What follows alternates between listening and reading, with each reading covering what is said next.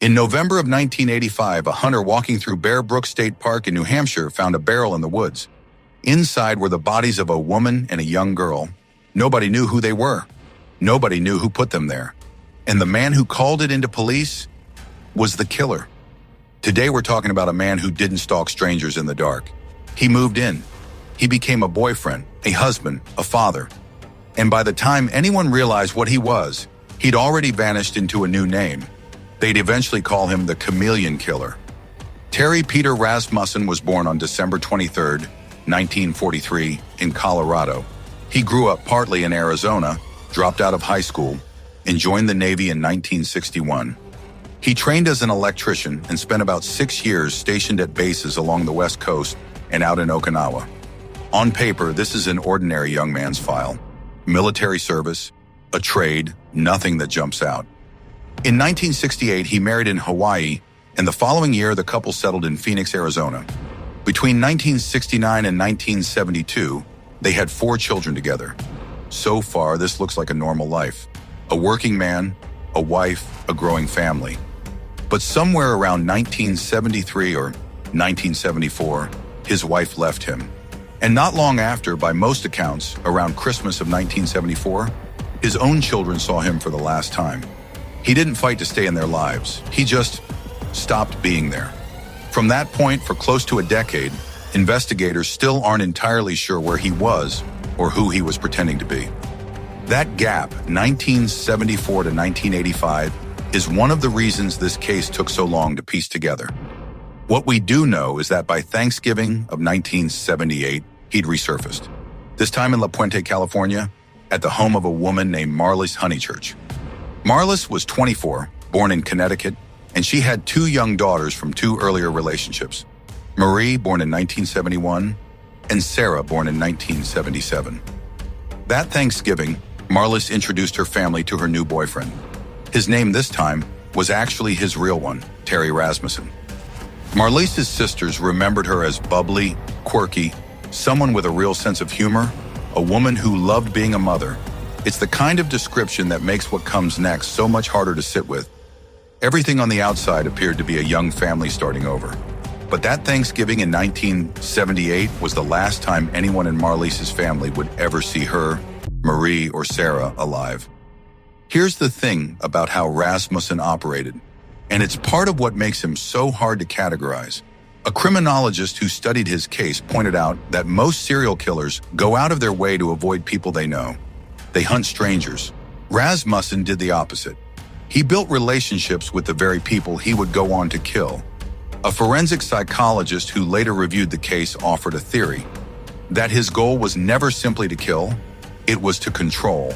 He appeared to target single mothers who were vulnerable, love-bomb them early, and slowly cut them off from friends and family until they had almost no one left to notice if something happened to them. The violence by this theory came later, when a woman discovered who he really was, or tried to leave. So who was he really? Over the years, he answered to a rotating list of names. Bob Evans in New Hampshire, Curtis Kimball in California, Gordon Jensen in Santa Cruz County, Larry Vanner later still. Different towns, different papers, different men, all the same person. In late 1981, back in New Hampshire, another young mother named Denise Bowden left with her infant daughter to go live with a boyfriend, a man her family knew as Bob Evans. Denise has never been found. By 1984, Bob Evans was gone, and a man calling himself Curtis Kimball had turned up in Orange County, California, arrested for drunk driving with a young girl in the car he called Lisa.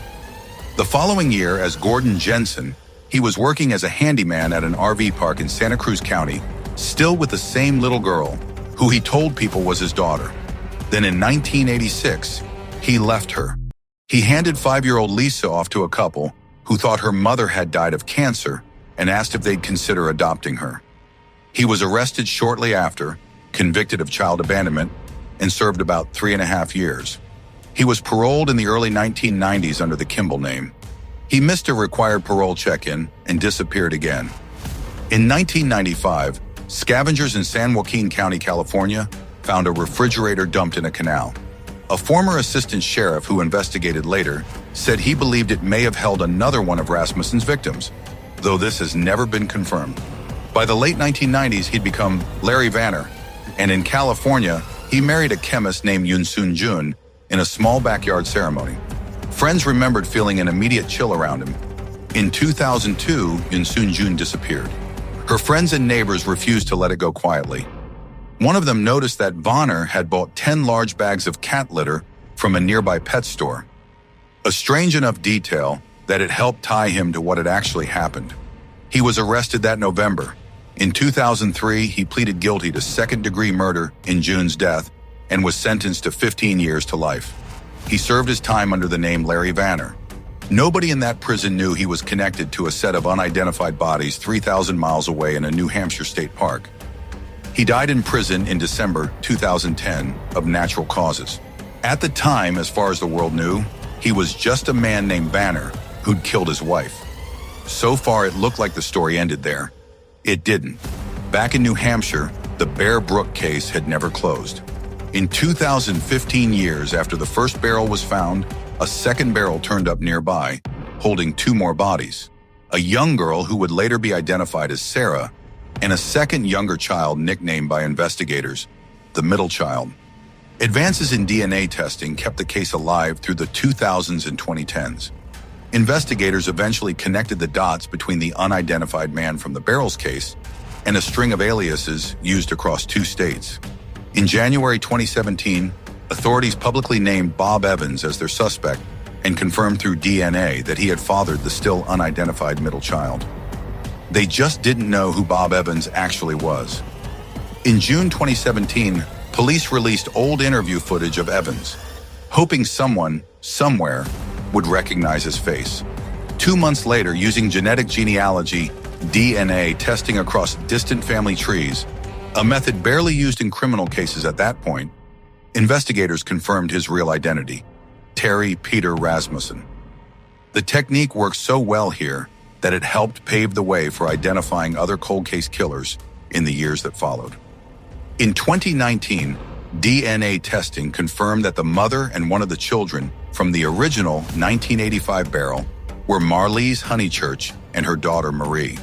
The second barrel held Sarah. 3 members of one family, gone since that Thanksgiving in 1978, finally had their names back. The 4th victim, the middle child, took even longer. It wasn't until September 2025 that investigators identified her as Rhea Rasmussen, Terry Rasmussen's own daughter. Her mother was identified as a woman named Pepper Reed, who had been missing since the late 1970s. New Hampshire's Attorney General said at the time that the case had haunted the state for decades, and that the commitment to answering it, however long it took, hadn't wavered. Here's what we still don't know. Denise Bowden has never been found. Pepper Reed, the mother of Rasmussen's own daughter, has never been found. Investigators still consider both of them likely victims, but without bodies, without confirmation, those cases stay open. And that decade-long gap from 1974 to 1985, when nobody knows for certain where Rasmussen was or what name he was using, authorities have said they still don't know everything that happened in it. Terry Rasmussen died in a prison cell believing, as far as anyone can tell, that he'd gotten away with almost all of it. It took DNA science that didn't exist yet when he was alive to finally say otherwise. If you want more cases like this, the ones that take decades and a little bit of luck to solve, subscribe, and I'll see you in the next one.